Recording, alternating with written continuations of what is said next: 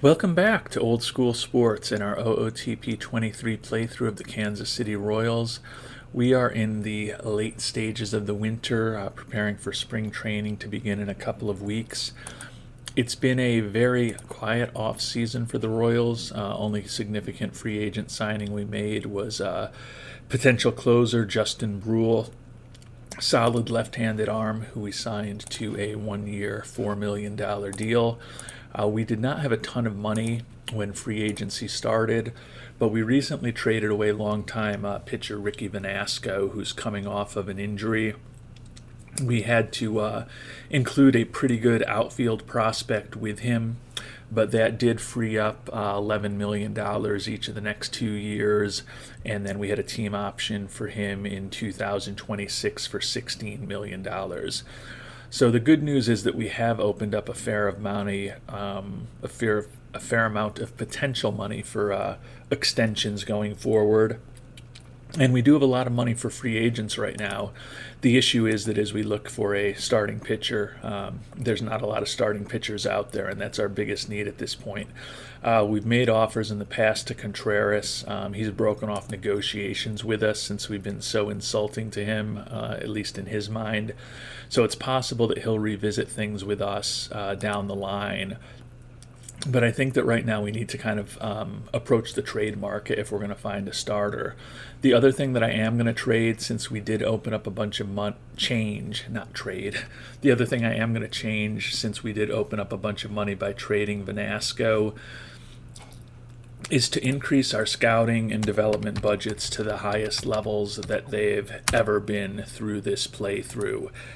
I don't think that this is anything sustainable that we're going to be doing for years to come.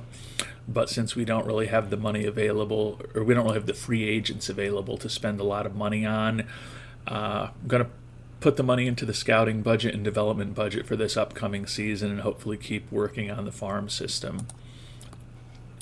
Player development, we're ranked 5th right now in terms of the farm system. We're going to up the draft budget just a little bit to give ourselves a little more flexibility potentially with signing players when we get to July. And we're going to spend some time kind of checking out to see if we can find a starting pitcher through the trade block. Looking at who's out there now, we talked about Mason Kelly in our last episode. The movement is just dreadful. You can see he gives up massive amounts of home runs, is a extreme fly ball pitcher who doesn't throw very hard and has horrible movement. He's led the league in home runs allowed 4 of the last 6 seasons, so don't want to bring him on board. The only other 3 guys that kind of stand out as 3-star potential, for whatever that's worth, is Matthew Estrada. Just very mediocre stuff and movement, not that exciting to me. Jonah Herney, a little more balanced of a profile, quite honestly, but he's making $12.9 million. We could certainly afford to bring him on.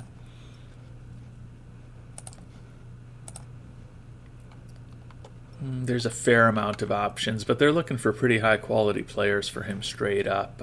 For what he is, that's not particularly exciting to me. And then Cassius Thomas, like the stuff, decent movement, not the best control, does have an arsenal of 4 pitches, 30-year-old making $12.6 million for this upcoming season. Over the course of his career, he's been an above-average starter. Have a feeling that the Red Sox are going to be looking for a little bit for him. Yeah, they really want big-time players for us, so don't really love any of those options. And in the case of Thomas, Herney, Estrada, and Kelly, they're also already in their early to mid-30s. In a perfect world, I'd love to bring on someone who's a little younger.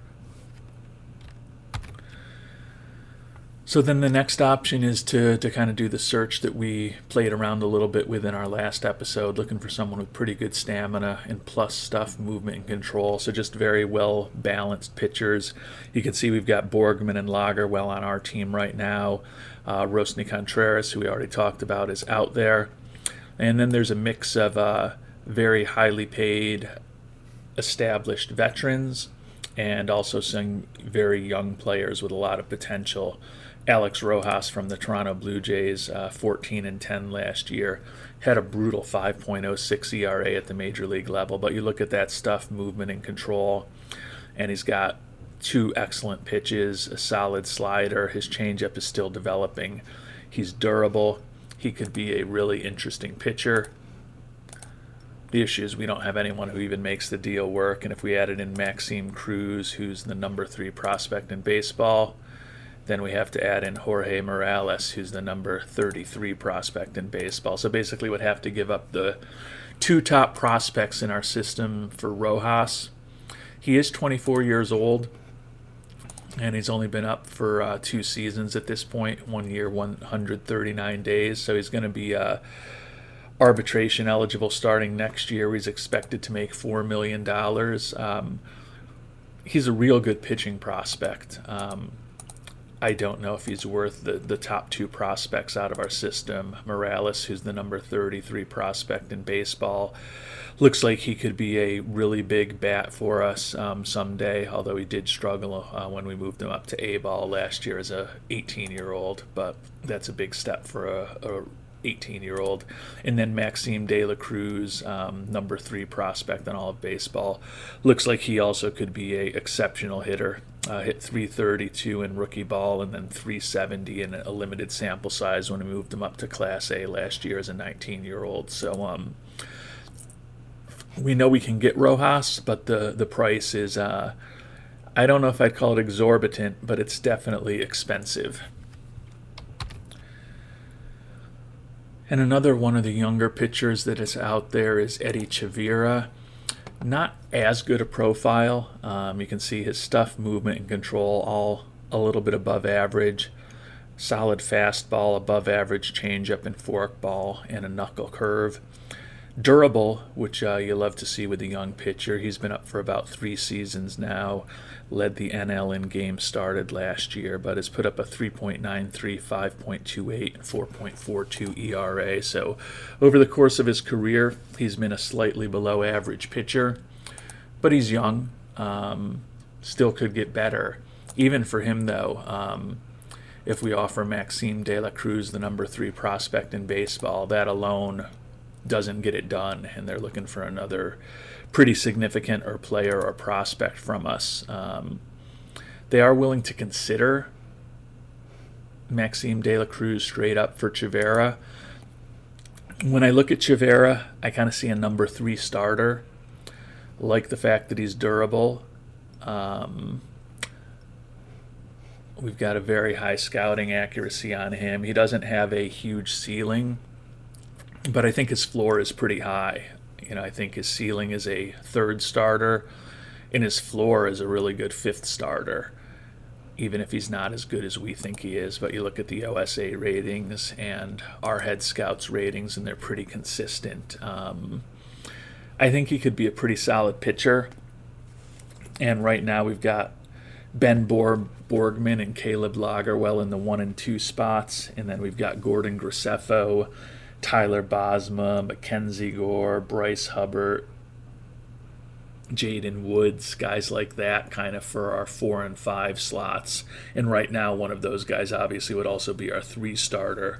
So bringing in someone like Chavira would definitely fill that 3 spot in our starting rotation really well, and would also give us a little bit of youth, as he's only 26 years old, going to be under team control for another 4 seasons. I just don't know if he's worth the number 3 prospect in baseball. I mentioned that De La Cruz really raked last year.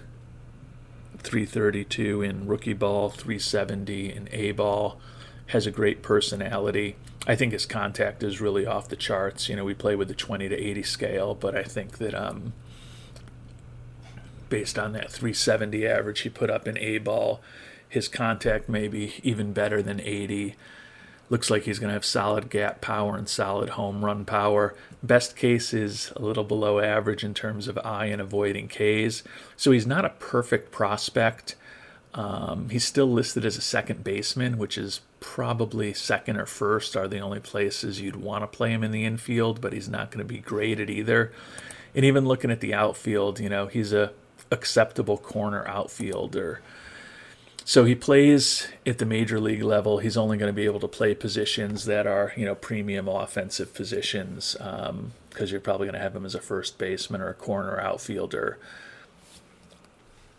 He's got a lot of work to really develop those skills. I think there's a good chance that he will, with that great personality and the high work ethic, high leadership. But I don't view him as being an exceptional prospect. And I know that sounds a little crazy given that he's rated number 3 in all of baseball right now. But, you look at the batting profile he has here in best case scenario. He's not as good as Alex Vasquez. He's going to have better contact than Vasquez, but not as good gap power, not as good home run power, not as good an eye, not as good at avoiding strikeouts. Obviously, Alex Vasquez is an exceptional young offensive player. But I don't think Maxime de la Cruz is ever as good as Alex Vasquez is. And that's if he completely develops, which is always a question. And most of the other pitchers available, the prices are just even crazier.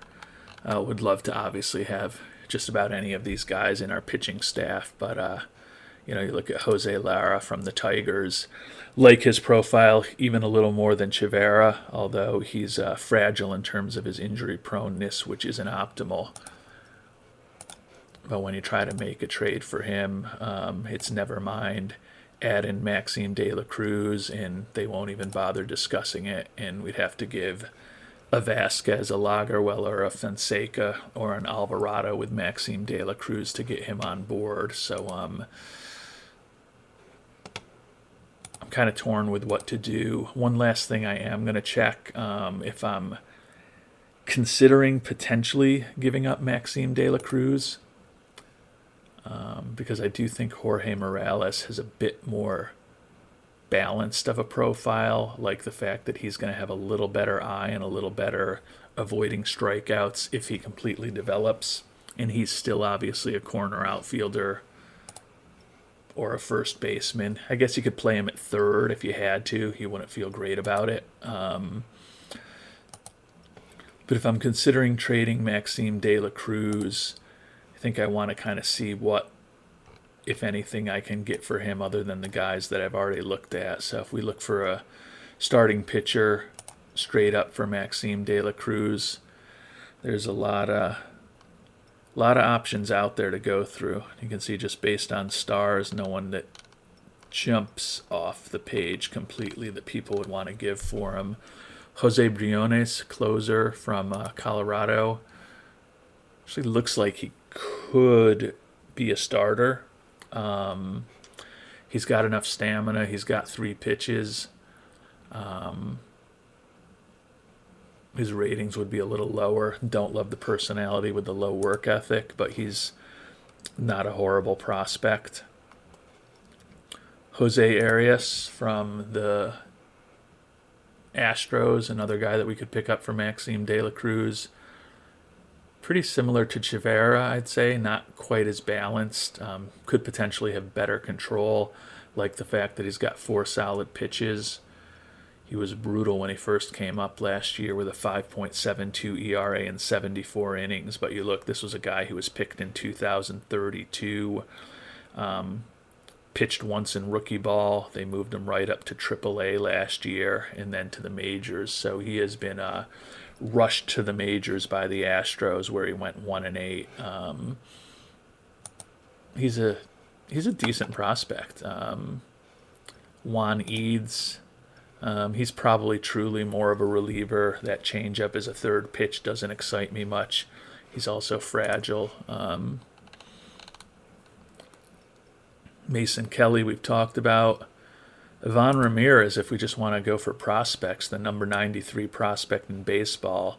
Like the fact that he's durable, love the stamina.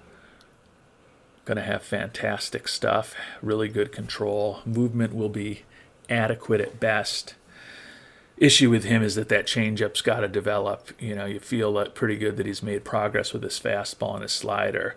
But if that changeup doesn't become something, he is an incredible reliever. But you probably want more than a reliever if you're trading away the number 3 prospect in baseball. Left fielder Jordan Rivera. We don't really need an outfielder, but certainly a solid young player for the Mets. We could get him if we wanted to.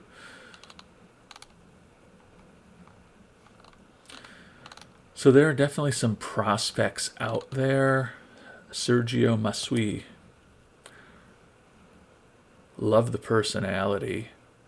Was a number 1 pick 2 seasons ago, 13th overall. Came up with the Nationals and hit a 3.28 ERA in 49 1/3 innings last year. So he pitched reasonably well. Don't mind his profile. The issue is just that those 3rd and 4th pitches are not good today and kind of mediocre at best.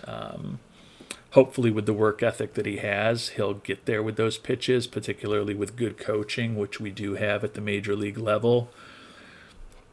I don't know if I like him more than Chivera, though. Ooh, we're already so far gone that we can't find Chivera. So let me go back and look at him. Compare these two guys. So yeah, comparing Eddie Chivera, 26 years old, Sergio Masui, 24 years old, does have a cool nickname, Vampire.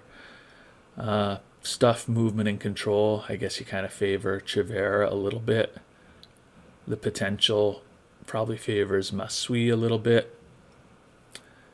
Pretty balanced against both righties and lefties from Chivera. Sergio Masui looks a little more effective against right-handers than he is against left-handers. Kind of like the pitch balance of Chivera a little more. He's got a better fastball. And then he's got his other 3 pitches are all major league average or a little better. He doesn't have a second pitch as good as Masui's sinker. But as we talked about, those other 2 pitches for Masui really need to develop for him to become a real productive major league pitcher. So I've spent a lot of time thinking about all these starters, but now I got to make a decision as to whether we think any of them are worth the number 3 prospect in baseball or whether there's a way to put together a different package.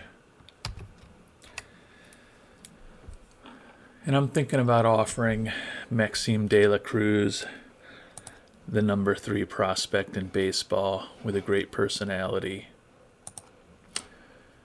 to the Phillies for Eddie Chivera, who looks like a very solid major league pitcher. Like I said, I think he'd be a good 3, an exceptional 4. Chance he could be a 2. But he looks like someone who's just going to go out there and pitch every day for us, like the durability, solid above average starting pitcher.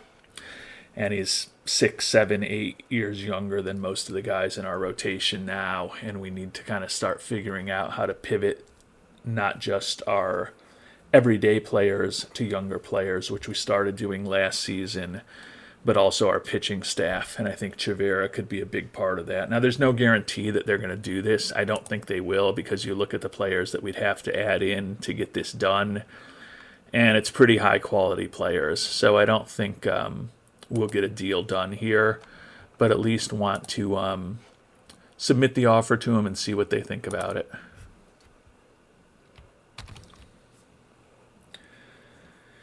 And we've heard back from the Phillies. They want our recently signed closer, Justin Bruihl, or some of the top prospects. We've got David James, a young starter, catcher Jose Arevalo, center fielder Jose Samaniego, shortstop Luis Linares, first baseman Victor Gomez, left fielder Jorge Lebron, who's a really top prospect. They would take the reliever Angel Sanchez, third baseman Jimmy Fallo, who was a first-round pick of ours a couple years ago, or Marco Estrada, who's one of our better starting pitching prospects. Given that we're low on pitching, I don't necessarily love putting in Angel or Angel Sanchez into the deal. But, I mean, he's a reliever who put up a 3.46 ERA for us last year, 3.17 with the White Sox. The year before, 4.13 ERA with the White Sox. Ground ball pitcher who doesn't throw that hard, 31 years old. He's under team control for the next few years, so he's cheap, but he's certainly not as good a pitcher. Jose Samaniego, not sure if he's going to make it as a prospect. He was our first round pick back in 2032. Hasn't gotten above rookie ball, and he hasn't hit above 203 in 2 seasons in rookie ball. I don't view him as a top prospect at this point. Doesn't seem like he's really developing all that great. Does have a little bit of pop. You know, if we added Sanchez into the deal, giving up one of the best prospects in the game, as well as a solid reliever for a really good young number 3 starter.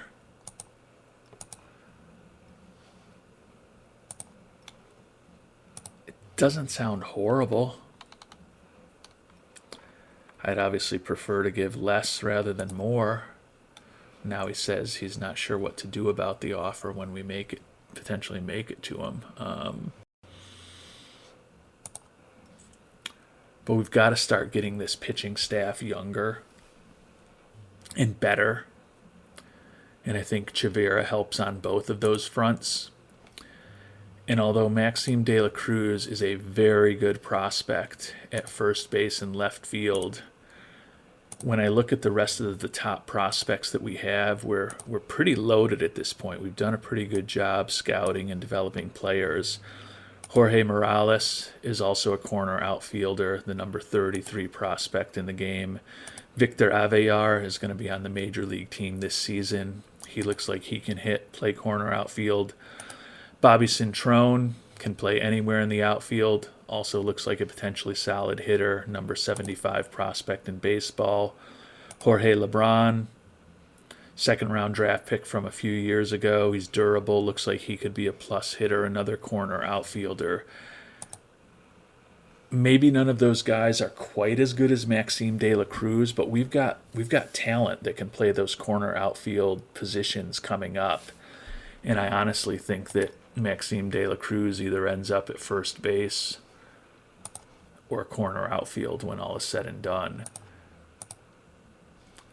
So I'm going to go ahead and submit this offer, although they said they would do it if we put in Sanchez. We'll see what happens. And the Phillies have accepted that trade. So we would be sending 19-year-old second baseman Maxime De La Cruz, number 3 prospect in baseball, who hit 332 and 370 last year at 2 different levels, has a wonderful personality. Pretty unlikely that he's not going to develop and become a really good hitter. But he's not great defensively, doesn't have a ton of speed, not a great bunter. And as I talked about, we've got other young hitters in our system that are about the same age as him that can probably provide 90-95% of what we think we're going to get from De La Cruz offensively in a best-case scenario. Angel Sanchez, don't like weakening our bullpen, but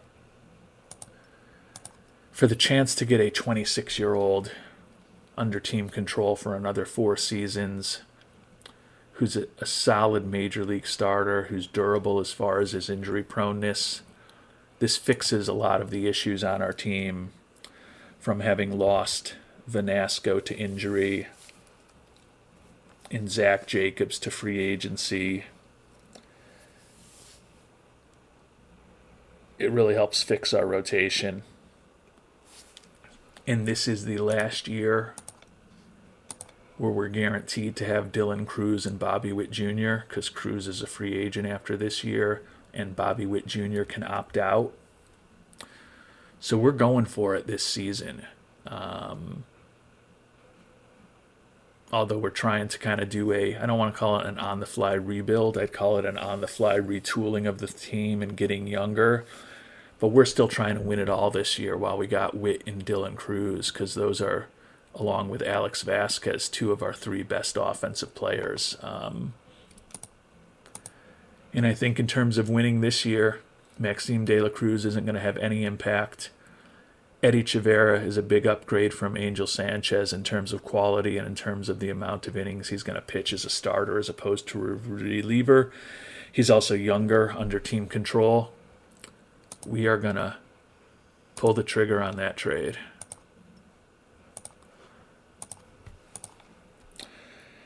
And with that, we've solved our biggest problem of the offseason. That gives us Borgman, Lagerwell 1-2 in the rotation, followed by Chavera number 3, Gordon Graceffo number 4, and then the likes of Bosma, Gore, Hubbard, maybe Woods in that 5 hole. And certainly some of those guys will probably be pitching in the 4 spot when we have injuries. I think the hope is that don't have any of those other guys pitching in the 3 spot all that often if we can generally have at least 3 of our 4 top starters healthy and have them all healthy for the potential playoffs. I think we'll take that at this point. So love to hear people's thoughts down below as to giving up one of the top prospects in baseball for a solid but not outstanding major league pitcher. I could see both sides of this trade. Obviously, I made it, but I can see people who are thinking I'm crazy for doing it right now too. So love to hear what you're thinking. And we're now just a few days away from the start of spring training. I'll take one final look at who's available as far as free agents. Can see Contreras is still out there, but signability with us remains impossible after we've angered him. I don't know that I really love any of the other pitchers who are out there. I mean, Shane Baz is fine. Connor Fenlong, fine. But I don't know that I want to be spending $4.5 million on a reliever either if there was someone who was a little more reasonable. Christopher Gao, $3.6 million. He's generally been a pretty solid pitcher over the course of his career. You can see a 3-time All-Star, as well as an AL Reliever of the Year, but that was several years ago.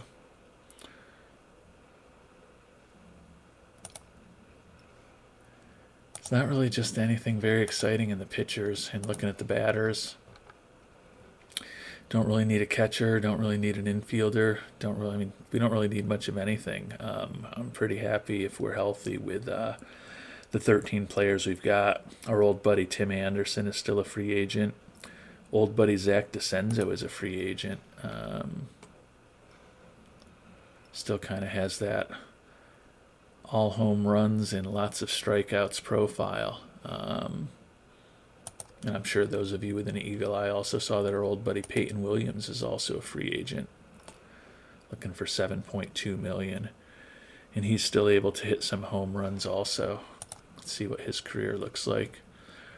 Kind of continued on the pace he was with us. He's an above-average offensive player. Doesn't hit for a high average, but he does hit a lot of home runs. But also doesn't really have a position to play defensively. So there's not really anyone who's all that exciting out there as far as the free agents. Anyone with higher potential? Nope. How about among the pitchers? Anyone that we think might have a little more potential? Not really. These guys are all kind of what they are. So when we get into spring training, certainly might make an offer or two for a minor league contract to just add a little more talent to our system, but I don't think there's anything all that interesting for us to do in free agency right now. So I'm actually going to be, before spring training starts, knock the development budget up one last notch, so it's as high as it's ever been. Well, it already was as high as it's ever been, but I need to make sure that that's $36 million and not $6 million. That still gives us about $10 million to bring on free agents. Obviously, we'll likely lower those numbers next season, but for the time being, going to invest as heavily as we ever have into scouting and development this year to hopefully make up for losing one of the top prospects in the game in our trade where we brought on Chivera. And in perhaps the least surprising news, Mr. Contreras is interested in opening up talks with us again. And as I mentioned, we still are playing for winning this year. If we can sign him to a 1-year deal to be our 5th starter, I don't think it's the worst thing in the world. The question is how much money he's going to be looking for from us. 1 year. Our last offer was 1 year, $7 million. Although supposedly he's only looking for $4.8 million now. I bet he's not going to be too happy if we come in with that low number. But we've got the leverage on him now. It's the start of spring training, and he still doesn't have a job.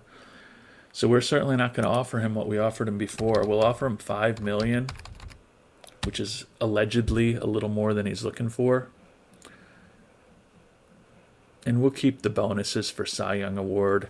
The innings bonus will cut down to $250,000, but he's probably not going to go for it. But I feel like we've got the leverage right now. Oh, he's willing to think about it. So if we're able to bring him on board also at a discounted rate, and you can see that would still leave us with a little bit of money to bring on some contracts as we get closer to the trade deadline. Feel like we'd be coming out of this up and down off season where we haven't really done too much except for that one massive trade with arguably a better rotation than we had last year if we can get Contreras on board. And the long game definitely paid off. Roansy Contreras signed for that 1 year, $5 million contract. So that's going to be a nice addition to our pitching staff. Right now we've got 48 guys in camp, so we're kind of at the point where we want to cut things down anyways. We've been running a 6-man rotation in spring training, and you can see Contreras actually slot into the 3-hole ahead of Chivera and Graceffo, and Basma is kind of the 6th guy right now. So Contreras, with that fragile nature, we're going to put him on a 100 pitch count, similar to the other fragile pitchers, but I think a rotation of Borgman, Lagerwell, Contreras, Chivera, and Graceffo when we get to the regular season is pretty darn solid. We're going to make a few cuts now here on March 10th. We've got less than 3 weeks to opening day now, so we're going to get rid of some of the players who are obviously not going to be making the major league roster, get them off of the team. Hopefully our scouts and our coaches got to see a little bit of them over the last couple of weeks, but we're going to try to start paring down the number of players in spring training a little bit to hopefully get a little more playing time for the guys who are actually going to be on the roster when we do get to the end of the month. And we've got the first, I wouldn't say major, but the first significant injury of spring training. Victor Avelar, the 25-year-old who's going to be making his major league debut this year, had a great year at Omaha last year, 281, 27 homers, 103 ribbies. Expect that he's going to be a starting corner outfielder for us this season. So not optimal that he's banged up with back stiffness for the next 1 to 2 weeks, but still hopefully there's enough time for him to not be negatively impacted. We're going to place him on the IL for 10 days just to ensure that doesn't mess around with it being a 1 to 2 week recovery time. Maybe that will mean that he spends an extra day or two on the IL getting healthy, but there's just as much chance that he's not completely healthy when he's eligible to come off the IL. Hopefully we can get him into a game or two before the end of spring training, though, to sharpen him up before the regular season. And now a more significant injury. Starting center fielder Angelo Velasquez out for 4 weeks with a fractured thumb.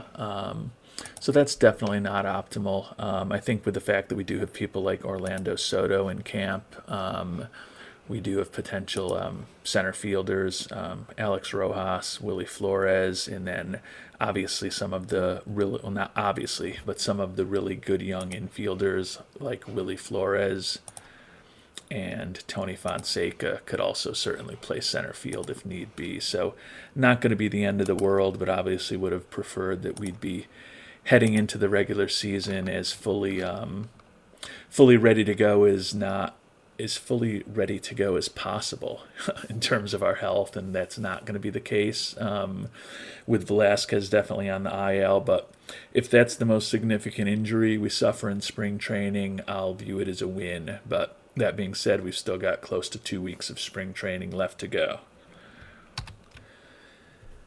And some good news here on March 23rd. Victor Avelar ready to come off of the injured list.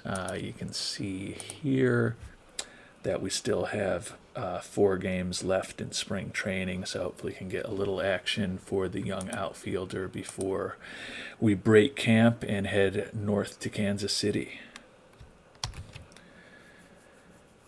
And we made it to the end of spring training. No new injuries, so only dealing with Angelo Velasquez with about 2 weeks left to come back from that fractured thumb. And you can see it doesn't look like there's anyone else even with anything lingering here of the 34 players that we still have in camp. So need to get those down to 26. So that is going to be our next focus. Taking a quick look at the spring training standings, 12-14-2 record for the Royals. So we had the worst record in the AL Central, but don't put a lot of stock in spring training results. And it's actually been pretty easy for us to get to the 13 players, the everyday position players who are going to be on our major league roster.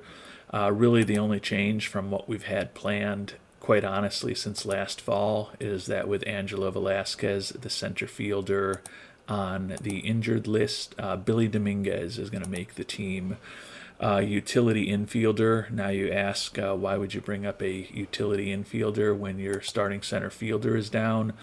Willie Flores, who kind of is one of our infielders, as we've talked about in the past, is pretty versatile defensively, and he is actually going to be starting in center field for us for the next couple of weeks. He had one of the weaker years, at least offensively, among our rookies last year, hitting 242 and 335 at-bats, split the year between AAA and the majors. But will be interesting to see what he can do at center field. So having him as a starter in center field every day for the next couple of weeks at least. So looking at the potential lineups that's going to end us up with, Angelo Bolden starting catcher against righties, Leo Aguilar starting against lefties, Argueto Laziosi is batting first for us, playing second base. Dylan Cruz is going to DH against both righties and lefties. Alex Vasquez in left, batting third against both righties and lefties. Bobby Witt, our everyday third baseman. Victor Avelar, the rookie, is our right fielder, batting fifth. So a lot of expectations for the youngster, who was a 14th round draft pick back in 2027. Finally getting to make his major league debut this year at the age of 25 and going right into our starting lineup. Talked about catcher with Bolden and Aguilar already. Rich Alvarado is going to be playing first base against both righties and lefties. Willie Flores, as we talked about, is in center field for the time being. And then Tony Fonseca is our shortstop against both left and righty. So that gives us Dominguez off the bench as an infielder, and then Soto and Zavala, the two 26-year-olds, as potential backup outfielders for us and pinch hitters. And taking a look at the pitching staff, pretty satisfied with the rotation. Borgman, Lagerwell, Contreras, Chivera, and Graceffo as our top 5, all right-handers. We do have a split 4 lefties and 4 righties in the bullpen, as we have often in recent years when we've had 5 right-handed starters. Bosma ends up in the closer role. He had been a potential starter for us. Bob Williams, the setup man. Hubbard, Gore, and Dabovich as middle relievers. Three righties, Lesko, Chase Walter, and Zach Green as potential righties out of the pen. And then Justin Brule, who we thought might end up as our closer, is actually going to be our lefty specialist, which is not a bad role for him given how effective he is against left-handed pitching. And I did just notice that we still have 14 players on the pitching staff, so we still need to make one more cut. Probably going to be one of the long relievers. And the final cut, I think, is going to be Chase Walter. He was one of the 2 Rule 5 picks we made last year from the Angels. He's 35 years old. Over the course of his career, and he didn't come up until recently when he was 32 years old, but has been a pretty average major league pitcher in a small sample size. Our other Rule 5 acquisition was Zach Green, a little older, 37 years old.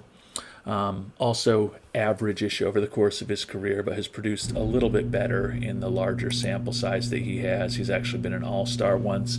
Also like his leadership and work ethic. We're actually a little lacking in those traits on the major league pitching staff right now, and that's really kind of the deciding factor. So we are going to go ahead and release Chase Walter back to the Angels, and that will pare our pitching staff down to 13. We've got 13 in the lineup also, so we have made the final cuts here a few days before the start of the 2034 season. And as the Royals reach the end of spring training and the start of the season today on opening day, we're expected to win it all this year by ownership, so no pressure. Look at the top 100 prospects. No longer any Royals among that list. You can see Maxime De La Cruz, who we traded away not too long ago, moved up to the second prospect in all of baseball. So he and Chivera are going to be linked together forever as far as we're concerned. We'll see how that trade turns out over the next several years. Certainly the next few years should favor us at the major league level, and we'll see what Chivera turns into.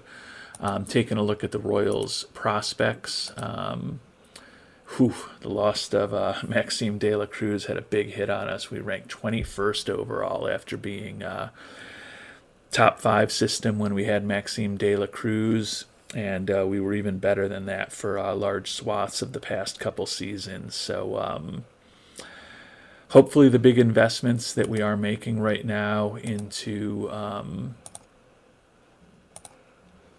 both scouting and development will pay off a little bit this year, because we certainly have taken a step back in terms of our minor league system. And given that step back on the minor league system, the last thing we want to check before we call it an episode is what the preseason predictions look like. And you can see we are expected to be a pretty good team, 100-win team, the only 100-win team in the American League through that sim, actually the only 90-win team in the American League through that sim. So hopefully that bodes well, given that we've invested a lot in this year. You can see Vasquez, Bobby Witt Jr. both expected to have good seasons. And then Borgman, Contreras, and Lagerwell all expected to have really nice pitching years.